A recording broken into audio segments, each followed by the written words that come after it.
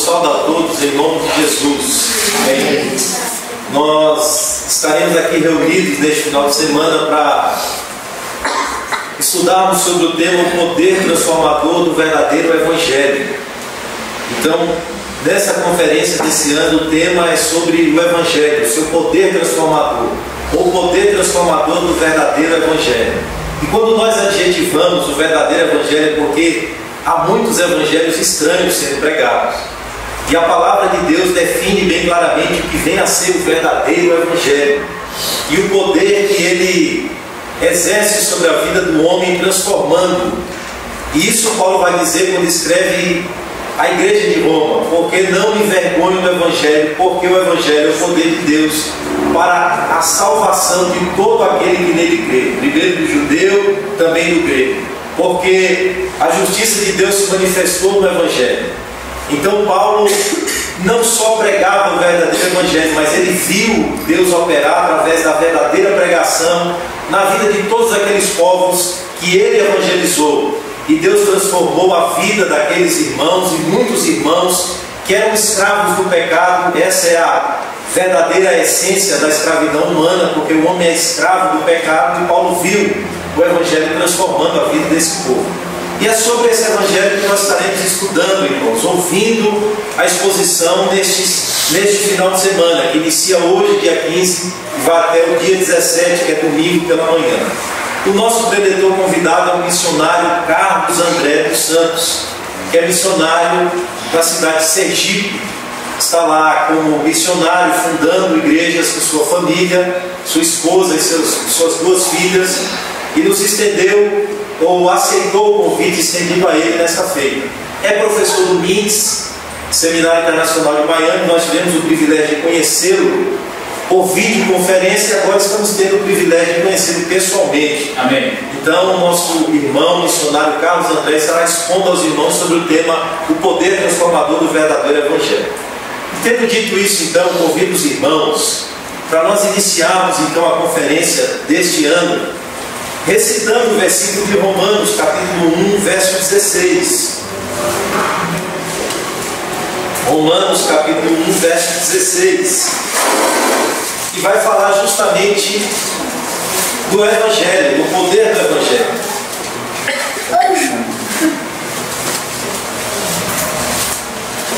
Nós iremos todos juntos, irmãos, a uma só voz, recitar o versículo 16 do capítulo 1 de Romanos.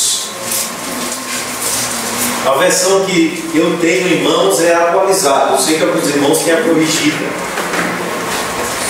Mas vamos todos tentar fazer o recitativo desse versículo. Versículo 16. Vamos. Pois não me envergonho do Evangelho, porque é o poder de Deus para a salvação de todo aquele que crê, primeiro do judeu e também do grego. Então vamos orar, irmãos, se assentem. Vamos orar e pedir a bênção de Deus sobre as nossas vidas, sobre a vida do missionário Carlos André, para que Deus nos abençoe, irmãos, nesses 3 dias onde estaremos ouvindo a exposição do Evangelho. Curvem as frontes, nós estaremos pedindo a bênção de Deus sobre nós. Pai, nós estamos aqui mais uma vez diante da Tua presença, Senhor. Neste local onde o Senhor nos reserva, Senhor, o privilégio de estarmos reunidos como igreja, para poder, Senhor, estudar e ouvir a exposição da Tua palavra, Senhor.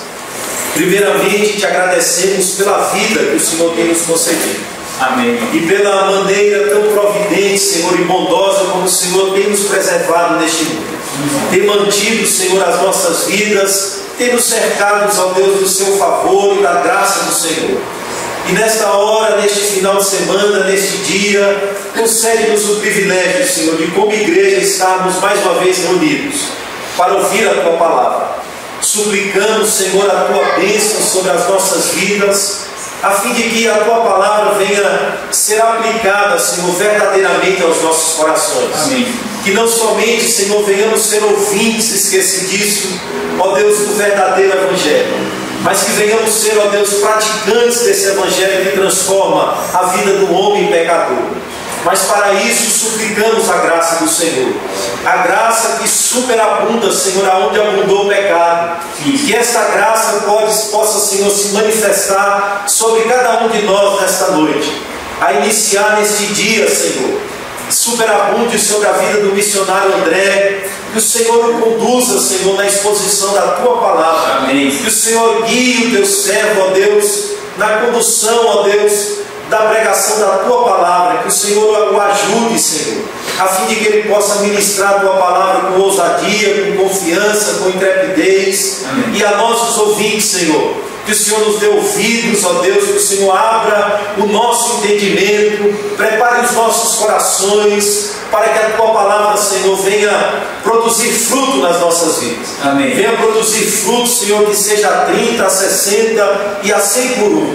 Que este verdadeiro Evangelho, Senhor, venha continuar transformando progressivamente as nossas vidas. Venha transformar a nossa maneira de pensar, de falar, de agir, de nos relacionar uns com os outros, com o Senhor, com o mundo. Que o Teu Evangelho venha transformar integralmente as nossas vidas, Pai. É o que nós suplicamos, a Tua bênção sobre as nossas vidas nesta noite. Também pedimos ao Senhor que o Senhor, ó Deus, abençoe a família do missionário Carlos André que ficou, ó Deus, lá em Sergipe. O Senhor abençoe sua esposa, suas filhas, a fim de que o Teu servo, Senhor, fique de maneira pacificada neste final de semana aqui conosco, Senhor. Amém. Que tudo transcorra da maneira providente, Senhor, do Senhor, para que o Teu servo, em paz, ó Deus, possa ministrar a Tua Palavra. É o que nós te pedimos, Senhor, em nome de Jesus. Amém. Amém. Agora eu convido os irmãos a ficarem de pé e louvarmos a Deus com o hino 17 do nosso inário. Deus é a fonte de toda a bênção, irmãos. HCC 17.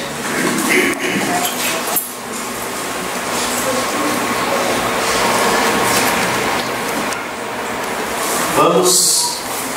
Fonte és tu de toda bênção, vem o canto me inspirar. A misericórdia tua, quero em alto som louvar. Oh, ensina o novo canto dos remidos lá nos céus, ao teu servo, ao povo santo, pra louvar-nos de bom Deus.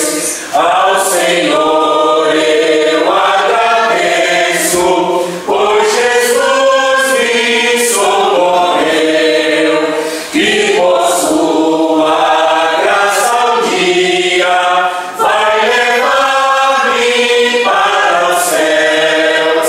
Eu perdido procurou-me, longe do meu Deus sem luz, dos pecados Deus lavou-me, com seu sangue o bom Jesus. Devedor a tua graça, cada dia em oração, teu cuidado sempre faça, com que eu ame a ti, Senhor. O meu ser é vacilante, toma-o, prende o amor, para que eu a todo instante glorifique a ti, Senhor. Ainda de pé, irmãos, HCC 32. Ao Deus de amor e de imensa bondade.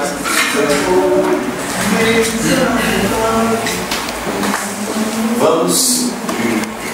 Ao Deus de amor e de imensa bondade, com alegria bem alto aclamai, com coração transbordante de graças, seu grande amor todos juntos louvai. No céu, na terra, que maravilha!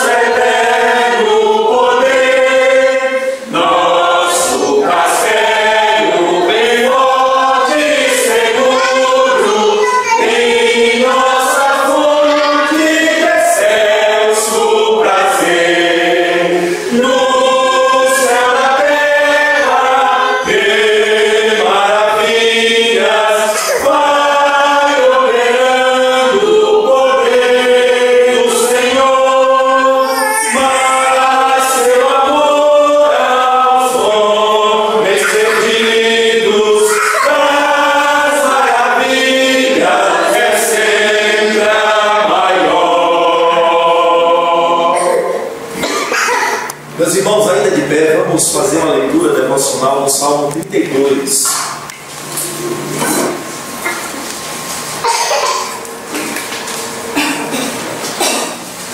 Salmo de número 32.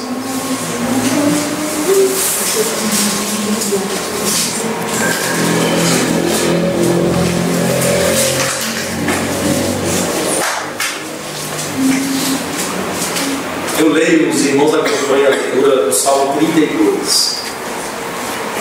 O salmista Davi inicia assim, irmãos: bem-aventurado aquele cuja iniquidade é perdoada, cujo pecado é coberto.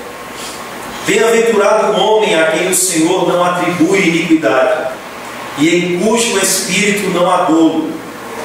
Enquanto calei os meus pecados, envelheceram os meus ossos pelos meus constantes gemidos todo o dia, porque a tua mão pesava dia e noite sobre mim, e o meu vigor se tornou em sequidão de estio.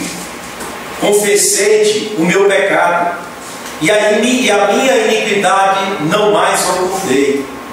Disse: confessarei ao Senhor as minhas transgressões, e tu perdoaste a iniquidade do meu pecado. Sendo assim, todo homem piedoso te fará súplicas, em tempo de poder encontrar-te. Com efeito, quando transbordarem as muitas águas, não o atingirão. Tu és o meu esconderijo, tu me preservas da tribulação e me cercas de alegres cantos de livramento. Instruir-te-ei e te ensinarei o caminho que deves seguir, e sob as minhas vistas te darei conselho. Não sejas como o cavalo ou a mula, sem entendimento, os quais com freios e cabrescos são dominados. De outra sorte não te obedecem. Muito sofrimento terá de curtir o ímpio, mas os que confiam no Senhor, a misericórdia o assistirá. Alegrai-vos no Senhor e regozijai-vos, ó justos. Exultai vós todos que sois retos de coração. Se assentem, vamos ouvir nosso irmão Davi com a palavra de oração. Senhor, muito obrigado por voltar aqui a nos reunirmos novamente em volta da tua palavra, poder ouvir a tua voz, Senhor, através do Evangelho, falar aos nossos corações. Muito obrigado, Senhor, pelo privilégio de viver, mas viver a vida que Cristo nos dá através do Evangelho e da graça. Muito obrigado, Senhor, pelo perdão dos pecados, todos eles pagos, Senhor, lá na cruz do Calvário. Muito obrigado, Senhor, pela justificação pela fé, que só vem através de Cristo Jesus. Justiça esta conquistada na cruz do Calvário. Justiça esta conquistada com o precioso sangue do teu Filho bendito. Muito obrigado, Senhor, por tão grande misericórdia, por essa tão grande salvação, Senhor, que agora aqui reúne pecadores e inimigos em volta da tua santa palavra. Ó Deus, fala aos nossos corações mais uma vez, através do teu Evangelho nesta noite. Abre os nossos corações, Senhor, para acolherem a tua palavra com todo amor, com todo carinho, com toda a atenção, Senhor. E que essa palavra, Deus, pelo teu Espírito Santo, transforme os nossos corações. Esmiúce os torrões de ignorância que ainda resistem, Senhor. Que o Senhor possa, Deus bendito, transformar as nossas vidas, nossa maneira de pensar, os nossos relacionamentos, Senhor, principalmente contigo, para com o próximo, com nós mesmos, Senhor. Produz em nós esta mudança que só o Evangelho da graça produz, Senhor. E muito obrigado, Senhor, por cada irmão, por cada irmã, Senhor, por cada criança, por cada jovem, por cada pessoa, Senhor, que o Senhor reúne aqui neste lugar para ouvir a tua palavra. Muito obrigado, Senhor, pela vida de cada um. Continua abençoando o teu Filho, Senhor, que irá portar a tua palavra nesta noite. Dá-lhe, Senhor, ousadia, graça, unção do teu Espírito Santo. Capacite-o, ó Deus, cada vez mais para pregar a tua palavra com desenvoltura, Senhor, e com a beleza da tua graça. Assim, Senhor, nós te agradecemos e te louvamos por tudo. com o perdão dos nossos pecados. É no nome santo e bendito de Cristo Jesus que oramos. Amém e amém, Senhor. Irmãos, o último canto, logo após, o missionário André estará falando aos irmãos. É 174. Nome santo e venerável é o nome de Cristo.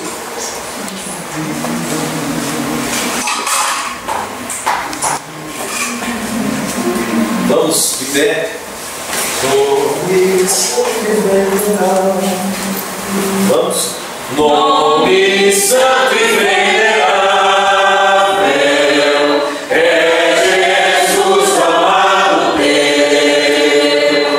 Rei dos reis, Senhor eterno, tu aclamarás do céu, nome bom, doce a fé, a esperança do porvir, nome bom, doce a fé, a esperança do porvir. Oh, que nome tão precioso, pois alegra o coração, sendo por Jesus aceito, tu terás o seu perdão, nome bom, doce a fé, a esperança do porvir, nome bom, doce a fé, a esperança do porvir. Este nome leva sempre para bem te defender.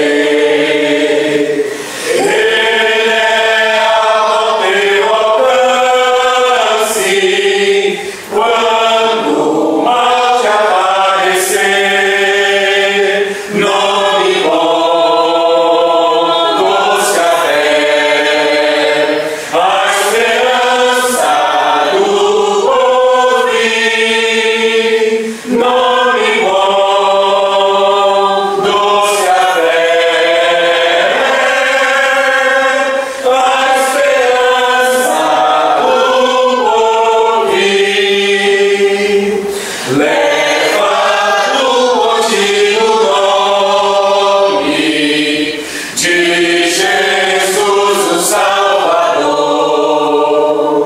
Esse nome dá consolo, seja no lugar que for. Nome bom, doce a fé, a esperança do porvir. Nome bom, doce a fé, a esperança do porvir. Amém, irmão. Se assentem, missionário Carlos André, por favor. As crianças vêm.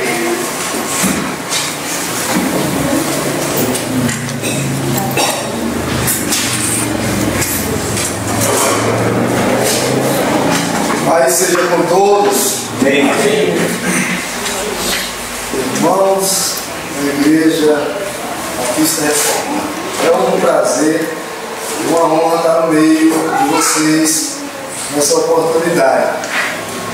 Às vezes, quando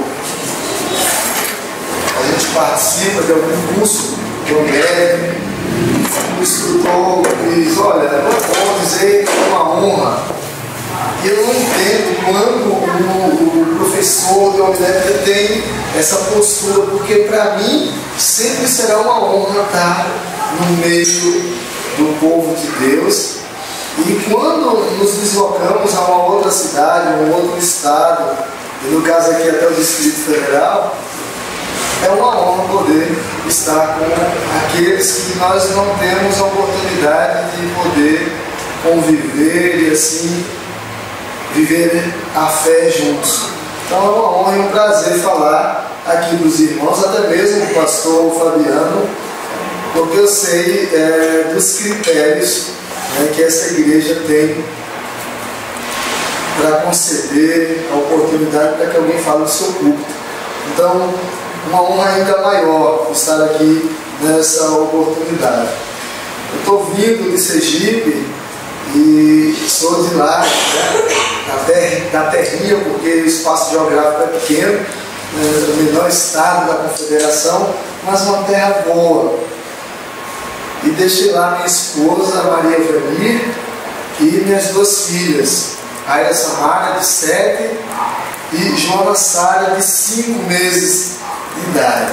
E a falta é grande, mas certo de que estamos aqui para servir ao Senhor e ao seu reino.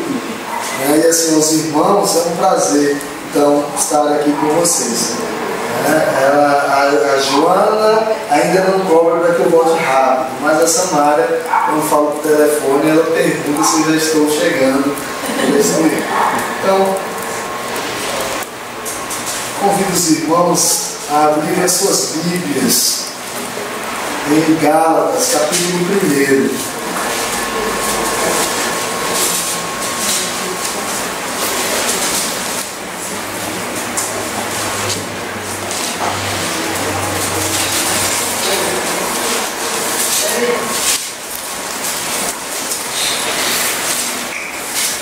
Convido a congregação a se colocar de pé, que a gente possa fazer a leitura. Gálatas capítulo 1, do verso 1 até o verso de número 10. Paulo, apóstolo, não da parte de homens, nem por intermédio de homem algum, mas por Jesus Cristo e por Deus Pai, que o ressuscitou dentre os mortos, e todos os irmãos meus companheiros, as igrejas da Galácia. Graça a vós outros e paz da parte de Deus, nosso Pai, e do nosso Senhor Jesus Cristo, o qual se entregou a si mesmo pelos nossos pecados, para nos desarraigar desse mundo perverso, segundo a vontade de nosso Deus e Pai, a quem seja a glória pelos séculos dos séculos. Amém. Admira-me que estejais passando tão depressa daquele que vos chamou na graça de Cristo para outro evangelho, o qual não é outro, senão que há alguns que vos perturbam e querem perverter o evangelho de Cristo. Mas ainda que nós, ou mesmo um anjo vindo do céu, vos pregue evangelho que vá além do que vos temos pregado, seja anátema. Assim, como já dissemos e agora repito, se alguém vos prega evangelho que vá além daquele que recebestes, seja anátema. Porventura, procuro eu agora o favor dos homens ou de Deus? Ou procuro agradar a homens? Se agradasse ainda a homens, não seria servo de Cristo. Poder sentar.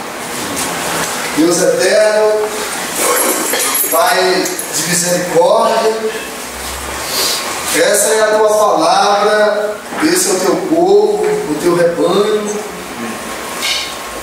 esse que nos fala teu servo, que necessita da tua graça, para ministrar ao seu povo segundo aquilo que o Senhor mesmo revela. Amém. Na tua Escritura, através do teu Evangelho Santo. Esteja conosco agora, esteja conosco sempre. Amém. Amém. Irmãos, o tema da conferência, o poder transformador do Evangelho. Nós estaremos pregando nesse tema em 4 mensagens, a primeira agora, e hoje eu gostaria de intitular o verdadeiro Evangelho.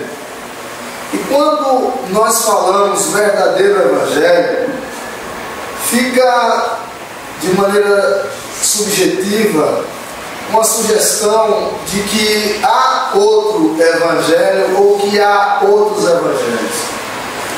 Ao tempo que também esse tema ele afirma que há um verdadeiro evangelho, que há um único evangelho dado por Deus para a salvação daqueles que são chamados em Cristo Jesus. O falso evangelho, ele não se manifesta com um letreiro grande e dizendo sou o falso evangelho, mas ele toma formas semelhantes à do verdadeiro evangelho, que é capaz até de enganar aqueles que porventura não estejam atentos ao sentido do verdadeiro evangelho de Deus. O verdadeiro evangelho ele se aproxima de nós e nos muda e nos transforma, enquanto que o falso evangelho ele não tem esse poder de transformação. Talvez até ele gere na vida de pessoas uma mudança religiosa, né? Uma mudança apenas de padrão de vida ou social, a forma dela se vestir ou o tipo de lugares que ela frequenta. E daí a pessoa enganada, ela entende que está vivendo o evangelho quando ainda observa as práticas farisaicas, práticas que não remetem a Cristo, práticas que não mostram a essência do verdadeiro evangelho. Daí que nos dias atuais nós temos encontrado vários tipos de falsos evangelhos. Nós temos evangelho para todo gosto, e entre eles se destacam os mais conhecidos como o evangelho existencialista, né? O evangelho de apelação, pragmático, de obras, ou até o evangelho da prosperidade. Temos evangelhos de vários gostos e evangelhos que não agradam a Deus. Daí que a gente precisa refletir e a importância de pensarmos nessa conferência a respeito do poder transformador do evangelho e do verdadeiro evangelho, né? As dimensões que ele pode atingir em nossas vidas e nos transformar segundo aquilo que é revelado nas Sagradas Escrituras. Quando a gente pensa no falso evangelho, diante do verdadeiro evangelho, nós percebemos que o falso evangelho ele sempre trata de bênçãos temporais e não de bênçãos eternas. Por isso eu digo que o evangelho de Cristo não nos traga bênçãos temporais, ele nos traz bênçãos temporais, mas não é o fim do evangelho trazer apenas bênçãos temporais, mas ela nos traz além disso bênçãos eternas e bênçãos espirituais, né? Ela nos traz bênçãos que são levadas além desse plano e dessa existência, enquanto o falso evangelho ele trata a vida do homem partindo de um pressuposto de existência desse tempo aqui e agora. Quando nós vamos para o tempo bíblico e até mesmo antes da formação do canon sagrado, nós encontramos outros evangelhos. Nós encontramos o evangelho de Tiago, o evangelho de Bartolomeu, o evangelho de Maria Madalena, o evangelho de Pedro, o evangelho de Filipe, de Tomé. Mas esses evangelhos eles não são inclusos nas Sagradas Escrituras como evangelho, pois esse evangelho não nos revela o Cristo crucificado e a sua obra consumada. Então esses evangelhos estão à parte, e quando nós consultamos esses evangelhos, nós logo entendemos, sem precisar conhecer a fundo como se deu o caminho. Então a gente percebe logo porque eles estão de lado. Eu cito sempre o evangelho de Maria Madalena, quando Jesus diz que pecado não existe, que pecado é uma coisa que vocês criaram. Então esse evangelho não é o evangelho de Cristo Jesus.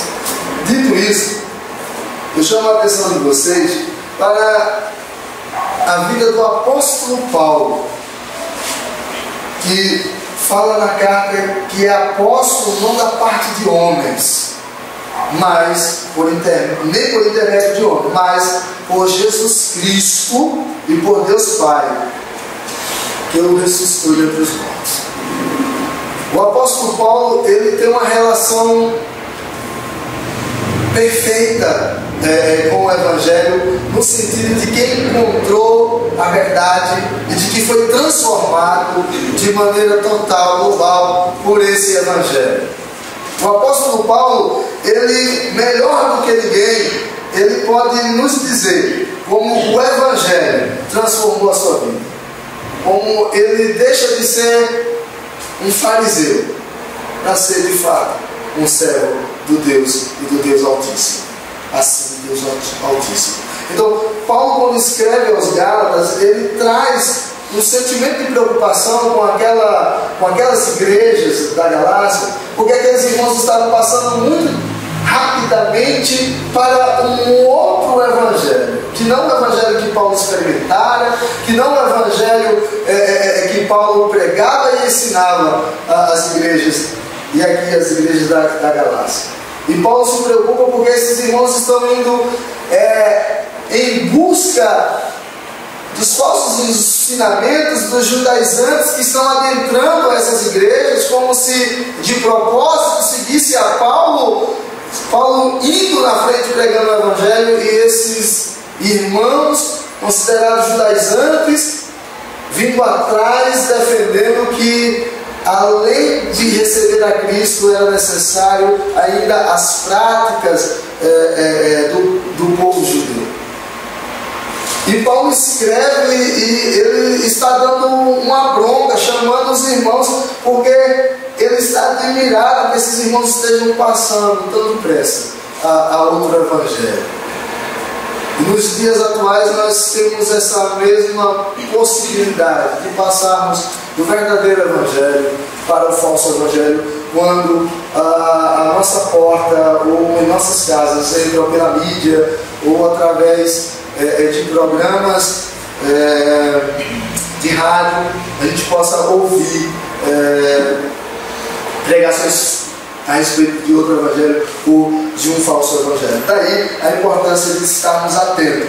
Eu quero dizer 3 coisas para vocês nessa noite a respeito do verdadeiro evangelho. 3 coisas que vão identificar o verdadeiro evangelho, e não tem como errar. Nós poderíamos dizer muitas coisas a respeito do evangelho de Cristo Jesus, mas essas 3 coisas, elas são básicas, elas são alicerces para que a gente possa pensar nas outras.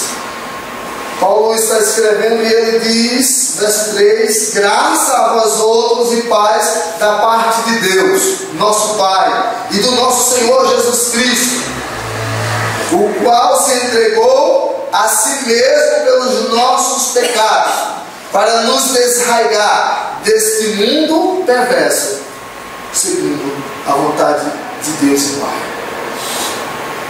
A primeira coisa que eu quero dizer para vocês, meus irmãos, essa noite, é que o verdadeiro evangelho, ele mostra a condição do homem e a necessidade que esse tem de se arrepender.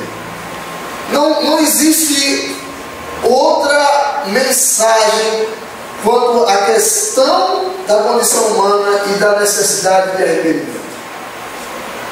Uma vez eu vi um testemunho de um pastor que recebeu um convite a pregar em uma determinada igreja e lá não foi, mandou um recado desmarcando, e nessa mensagem que ele mandava para o pastor amigo desmarcando, ele dizia assim, que ele não ia pregar naquela igreja porque tinha medo de ofender os membros daquela igreja. E qual o motivo que aquele pastor teria de ofender aqueles irmãos da determinada igreja? É que quando o pastor fez um convite para ele, o pastor disse: só não me fale de pecado, lá na igreja. Só não me fale de pecado. Então, fica difícil, né? Pregar sem falar de pecado. Então, a posição bíblica, o que a Bíblia nos diz a respeito da posição ou da condição que o homem se encontra, é que o homem está caído no pecado e que ele é carente de Deus. Romanos 3,23 deixa claro: pois todos pecaram e carecem da glória de Deus. Eclesiastes 7,20 ainda diz que não há homem justo sobre a terra que faça o bem e que não pegue. Todos estão nessa condição, todos estão caídos. Em Adão a humanidade caiu, e essa é a condição, e o Evangelho não vem para dizer outra coisa, senão que o homem ele está caído, ele está num tremedal de lodo, ele está no pecado, ele está numa situação onde ele precisa de Deus, ele precisa ser levantado, e só o próprio Deus pode erguer a esse homem. A Bíblia nos diz que o estado desse homem caído, ou a condição desse homem caído, é um estado de morte, e de morte espiritual. Paulo escreve aos irmãos da igreja de Éfeso, ele diz: ele vos deu vida, estando vós mortos nos vossos delitos e pecados. Essa é a situação do homem. Ele está mergulhado, ele está morto por conta do seu pecado. Paulo ainda escrevendo a esses irmãos, Paulo diz que o homem se encontra cego para as coisas espirituais, obscurecido de entendimento, alheio à vida de Deus por causa da ignorância em que vive, pela dureza do seu coração. É o que ele escreve no capítulo 4, 18 dessa carta de Éfeso. Ele ainda vai dizer que o homem está surdo para as coisas espirituais. Quem é de Deus ouve as palavras de Deus, por isso não me dais ouvidos, porque não sois de Deus. João 8, 47, palavras do próprio Cristo.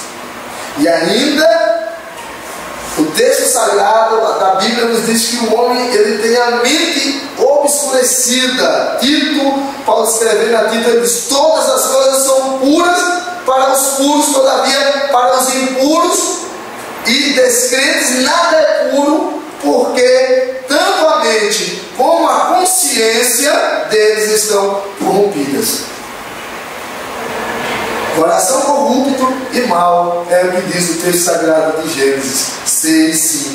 Viu o Senhor que a maldade do homem se havia multiplicado na terra, e que era continuamente mau todo o desígnio do seu coração. Então não tem como você pregar o Evangelho, não tem como você ter contato com o Evangelho, você não ter essa dimensão de queda, desse estado que o homem se encontra. O verdadeiro Evangelho, ele mostra para o ouvinte que o seu estado é um estado de pecado, é um estado miserável, é um estado onde o próprio homem deve temer pela sua alma. O verdadeiro Evangelho, ele não maqueia a realidade em que o homem vive. Ele não dá falsas esperanças ou falsa segurança de que tudo vai bem, de que mais importante é se conseguir um apartamento ou um carro do ano, em nome do Evangelho. Mas que o homem precisa se ater à sua realidade miserável, e diante dessa realidade, ouvindo o chamado de Cristo, se reconciliar com Ele. Daí que, além do verdadeiro Evangelho mostrar o estado que o homem se encontra, o verdadeiro Evangelho, ele diz para esse homem que é necessário se arrepender.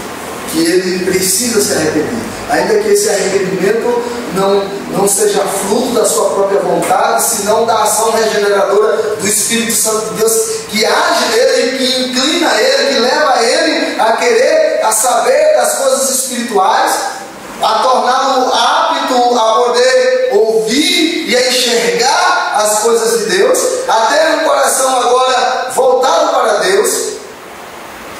Esse homem, ele vai entender, por intermédio dessa ação regeneradora do Espírito Santo, que ele necessita de arrependimento. Mas se você não segue o primeiro passo, se o Evangelho não mostra que a sua condição é caída, que a sua condição é de pecado, e portanto de condenação, de separação de Deus, ele não vai conseguir entender a necessidade do arrependimento.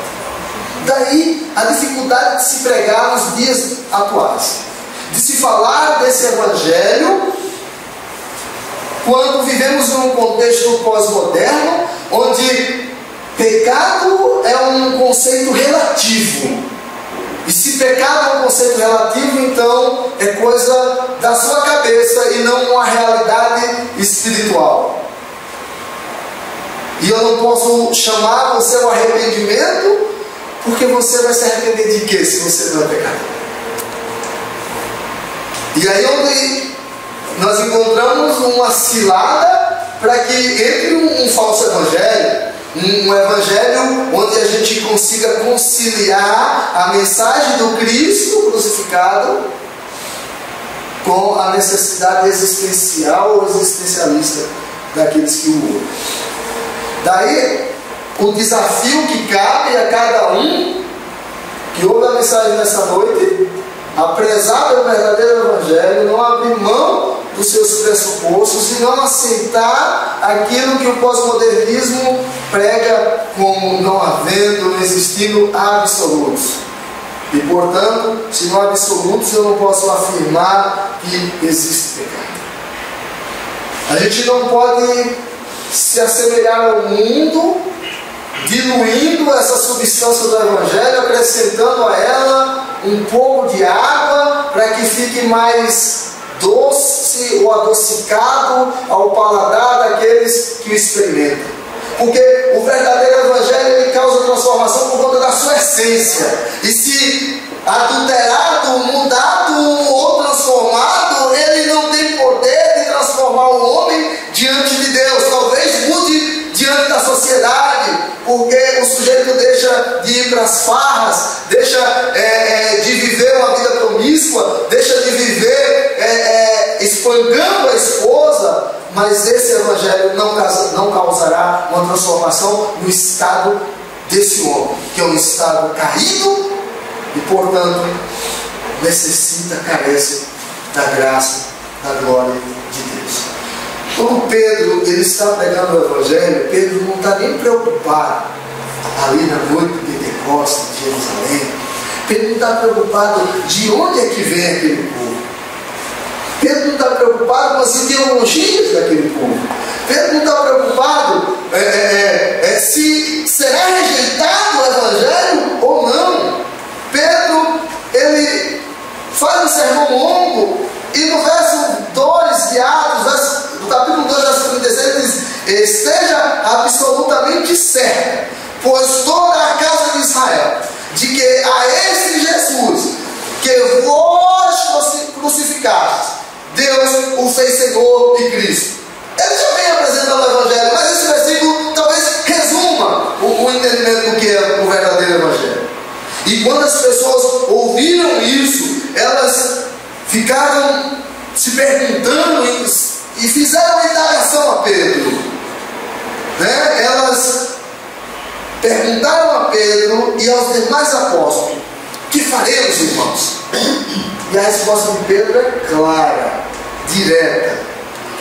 Respondeu-lhe Pedro: arrependei-vos e cada um de vós seja batizado em nome de Jesus Cristo para a remissão dos vossos pecados e recebereis o dom do Espírito Santo. Pedro não disse: olha, vocês precisam vir à igreja. Pedro não disse: olha, vocês precisam ter uma Bíblia. Vocês precisam mudar a roupa de vocês. Então Pedro, ele diz: vocês precisam se arrepender, porque o estado de vocês é um estado de queda. O estado de vocês é um estado lamentável, um estado terrível. E para sair desse estado, vocês precisam se arrepender, receber a Cristo que vos chama. Passou-se alguns dias, Pedro estava no templo e no seu discurso ele volta a dizer, Atos 3,19: arrependei-vos, pois, e convertei-vos, para serem cancelados os vossos pecados. Então, o verdadeiro Evangelho, ele nos traz esse entendimento que é necessário um arrependimento segundo Deus, né? O verdadeiro Evangelho tem o poder de causar no homem o despertar para a sua condição e a necessidade que ele tem de se arrepender. Porque quando o verdadeiro Evangelho é pregado, então o Espírito Santo, ele age genuinamente na vida daqueles que lutam. Mas quando a mensagem é pregada e essa mensagem não é o verdadeiro Evangelho, então o homem pode até sentir remorso, o homem pode até achar que é bonitinho vir para a igreja, o homem pode até achar que é bom porque traz estátua, moda, o homem pode achar muitas coisas, mas ele não achou o caminho, ele não achou a Cristo. Porque o verdadeiro Evangelho, além de mostrar ao homem a sua condição caída e a necessidade que ele tem no arrependimento, o verdadeiro Evangelho, ele apresenta a pessoa e a obra de Cristo. O verdadeiro Evangelho, ele enaltece a pessoa e a obra de Cristo. Versos 4 em diante, verso 4 em diante: o qual se entregou a si mesmo pelos nossos pecados, para nos desarraigar deste mundo perverso, segundo a vontade de nosso Deus e Pai. A quem seja a glória pelos séculos dos séculos. Amém. Admira-me que estejais passando tão depressa daquele que vos chamou da graça de Cristo para outro Evangelho, o qual não é outro, senão que há alguns que vos perturbam e querem perverter o Evangelho de Cristo. Mas ainda que nós, ou mesmo um anjo vindo do céu, vos pregue Evangelho que vá além do que vos temos pregado, seja anátema, assim como já dissemos. E agora repito: se alguém vos prega Evangelho que vá além daquele que recebeste, seja anátema. A pessoa de Cristo, ela é o cerne ou o centro do Evangelho. O Evangelho, ele é cristocêntrico. Toda revelação, ela é cristocêntrica, que coopera para uma revelação pessoal de Cristo Jesus. Ela desvenda a divindade que há na pessoa de Cristo. Ela revela perfeitamente Deus, é a revelação perfeita do Deus encarnado. Ele é o ápice de toda a revelação divina. Ele é a melhor imagem divina já revelada. Um Evangelho verdadeiro, ele traz Cristo no centro. Ele exalta a sua pessoa como parte da Trindade. Não traz apenas aspectos da pessoa de Cristo, como nos nossos dias é moda se frisar ou destacar aspectos da pessoa de Cristo. Dizer que ele foi um grande líder, um grande psicólogo, um grande professor e por aí afora. Não, o Evangelho, ele enaltece a pessoa de Cristo, ele apresenta Cristo como sendo o próprio Deus ali. É o Verbo encarnado, a melhor expressão. O Evangelho não apresenta apenas um líder ou um rabino, um sábio, mas apresenta o Verbo encarnado. Quem encarnou foi a segunda pessoa da Trindade, e esse é o Cristo. O verdadeiro Evangelho, ele reivindica que esse é Deus. Ele é a segunda pessoa da Trindade. Ele é o próprio Deus em forma de homem. e o exalta como sendo esse o Filho de Deus. O verdadeiro Evangelho também reconhece a humanidade que havia na pessoa de Cristo. Reconhece que Ele era Deus, mas também o verdadeiro Evangelho deixa claro que Ele é homem, que Ele encarnou-se, Ele se fez homem, indicando a sua identificação como homem. Os dois aspectos da natureza de Cristo, não apenas tema de teologia, mas é uma realidade. 100% Deus, 100% homem. E aí é onde a gente percebe a grande humilhação da encarnação, do sofrimento, da morte de cruz, do sepultamento, da descida até o Hades. Nós percebemos que essa pessoa, Cristo, Ele também foi feito homem. E esse é o aspecto maior da humilhação de Deus. Às vezes olhamos para a cruz e imaginamos que a maior humilhação que Cristo passou foi ser crucificado. Mas antes dessa, a maior humilhação é que Cristo, sendo Deus, tomou forma humana. O Logos, ou melhor, o Verbo, foi feito carne, se tornou homem. Essa é a maior humilhação. É Deus encarnar como homem, ser como nós. Essa é a maior humilhação. Mas Ele não só foi humilhado, mas também Ele foi exaltado. Ele foi exaltado na sua ressurreição, na sua ascensão, o assentar à direita do Pai e na sua volta física, a qual esperamos. Então, o verdadeiro Evangelho, ele deixa claro a pessoa do nosso Senhor e Salvador Jesus Cristo. Mas ele também aponta de maneira nítida para cada um de nós aquilo que ele fez, a sua obra. Diante da necessidade da expiação, o Evangelho ele mostra a obra de Cristo.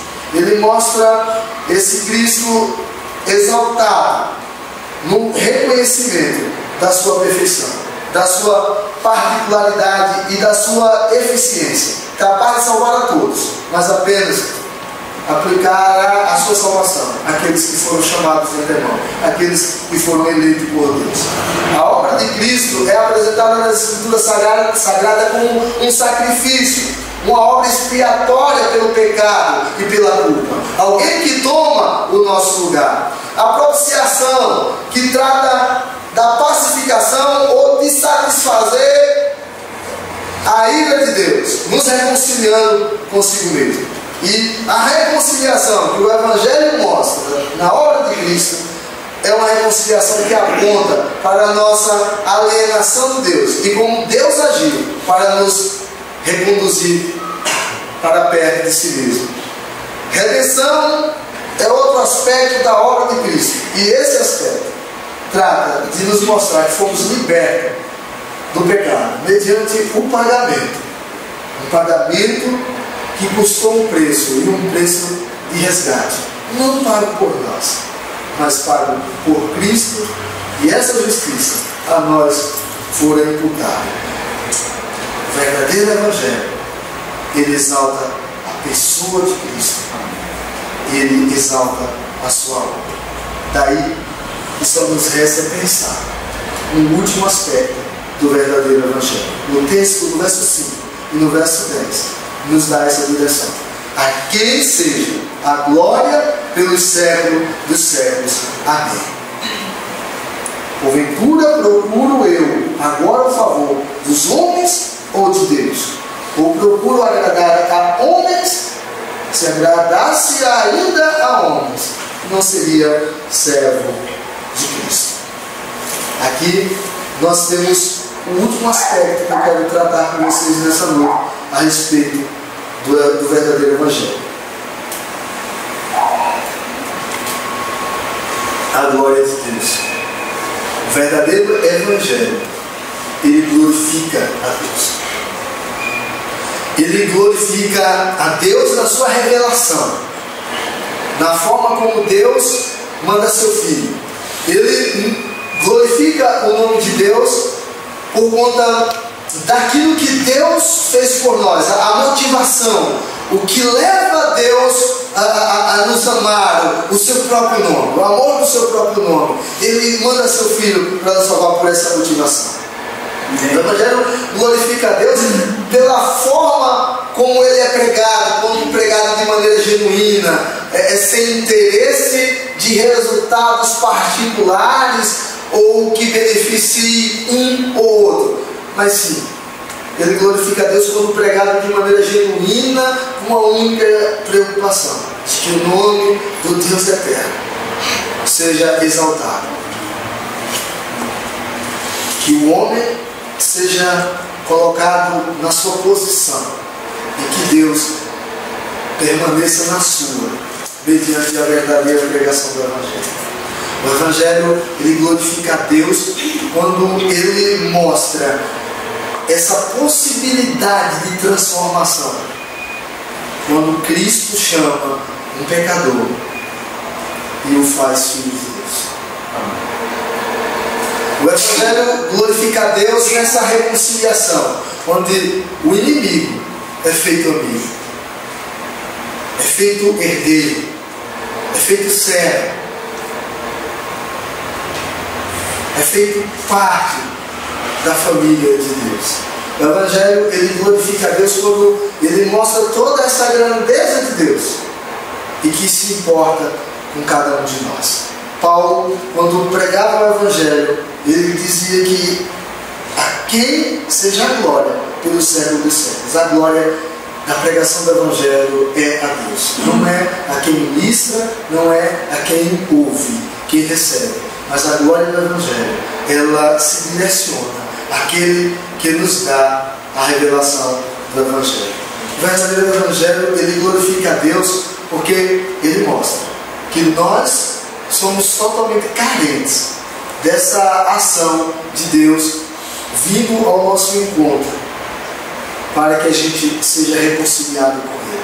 O verdadeiro Evangelho glorifica a Deus quando você, na sua caminhada, você consegue mostrar os frutos dessa transformação. As pessoas olham para você, para o seu ministério ou para a sua vida, e elas conseguem perceber a graça de Deus que é derramada dia após dia no seu caminhar.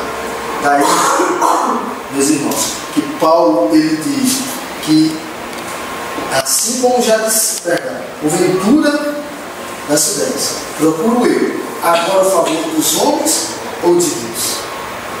Não estava no coração de Paulo a preocupação em ter glória para si ou agradar a homens, mas tinha no coração de Paulo uma preocupação de que o nome de Deus fosse devidamente glorificado. Havia o interesse de Paulo de que na sua exposição do Evangelho Deus fosse exaltado. O Evangelho que traz o homem no centro e que não glorifica a Deus não é o verdadeiro Evangelho. O Evangelho que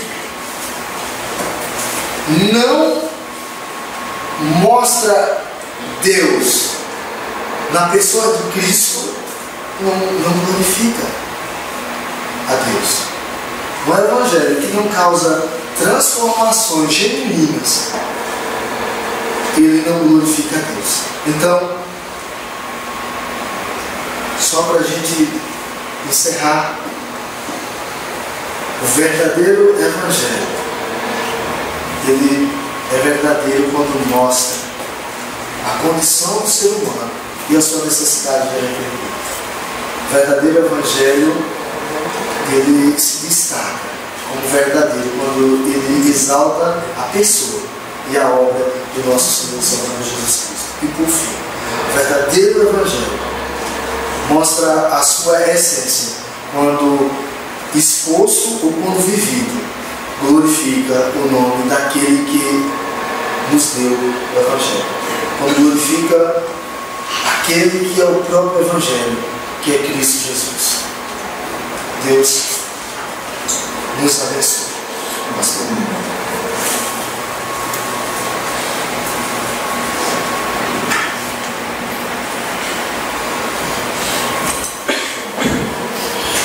Meus irmãos, vamos orar. Peço aos irmãos que curvem as frontes. Vamos pedir a Deus que aplique o que ouvimos agora sobre os nossos corações, sobre as nossas vidas, e que esse Evangelho produza frutos na vida de todos aqueles que de fato foram chamados por Deus.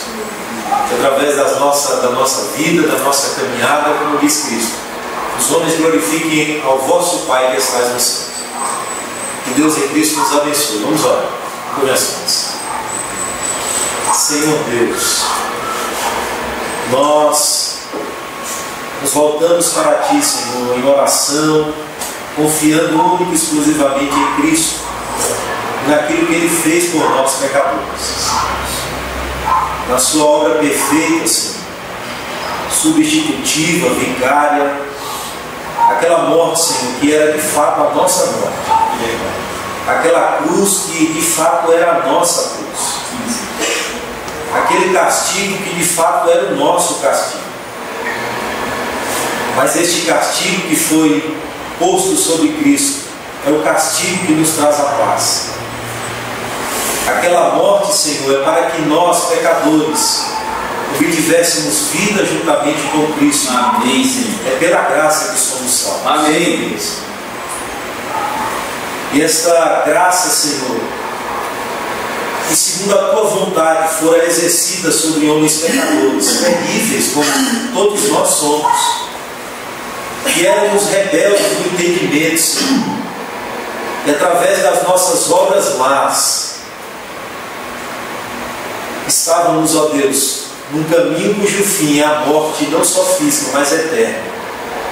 Mas o Senhor, pela graça, fez cair sobre Cristo todas as iniquidades do seu povo. Daqueles, ó Deus, a quem o Senhor deu a Ele, para que na cruz, homens e mulheres de toda tribo, raça, língua e nação, fossem representados por Cristo. Amém, Senhor. Ó Deus, que bendizemos pela criação em Cristo, pela redenção, pelo novo homem, ó Deus, que tem sido criado em nós, este homem que tem sido transformado segundo a justiça do Senhor, e que fora chamado, Senhor, como diz Paulo, para o louvor da glória do Senhor. Amém. E nós, Senhor, aqui nesta noite, como na nossa caminhada, como na maneira como recebemos a Cristo, não temos nenhum mérito, Senhor. Não é retórica, Deus, mas a Cristo pertence toda a glória. Amém. Vemos isso em nós, vemos isso nos nossos membros que ainda guerreiam. Vemos que não temos glória, não temos nenhum poder e capacidade de ser salvo, nem muito menos nos manter salvos. É verdade. Mas é por Cristo, através de Cristo e em Cristo, que temos todas as bênçãos espirituais. Sim. Portanto, que o Senhor continue usando as nossas vidas para glorificar o Teu nome. Amém. Que o Senhor continue a transformar as nossas vidas, Senhor, para que elas evidenciem a luz do Senhor neste mundo tão escuro, tão mergulhado em trevas. Pedimos ao Senhor que a Tua igreja, Senhor, seja transformada segundo Cristo. Amém. Que Cristo, Senhor, que é o cabeça desta igreja, ó Deus, esta igreja se transforme como uma igreja local, verdadeira, viva, que transmita e que reflita a glória daquele que é a cabeça, Cristo. E que toda essa luz, esta glória, Senhor, que irradia em nós pela graça do Senhor, se volte para a glória do Senhor mesmo. Os homens glorifiquem a Ti, Senhor, por ver homens pecadores sendo transformados segundo o caráter de Cristo. Aplica, ó Deus, aquilo que ouvimos nesta hora. E dá-nos graça para que não, Senhor, venhamos abraçar outro evangelho. Para que na nossa caminhada, Senhor, não sejamos enganados, Senhor, pela corrupção do mundo e dos nossos próprios corações. E abracemos aquilo que seja o mais fácil, Senhor. Que seja aquilo, Senhor, que tem arrastado multidões, Senhor, ao engano. Mas pedimos a Ti que preserve a cada um de nós. E leve-nos a não somente conhecer, mas pregar destemidamente este Evangelho que glorifica a Cristo, Senhor, e mostra a condição do homem pecador. Amém. Que o Senhor nos livre, Senhor, de, na nossa caminhada, ó Deus, negociarmos o Evangelho para agradar a homens, ou agradar ao nosso próprio coração. Amém. Mas dá-nos a graça de negar a nós mesmos e seguir a Cristo. Seguir a Cristo, Senhor. Pois foi para isso que o Senhor nos chamou.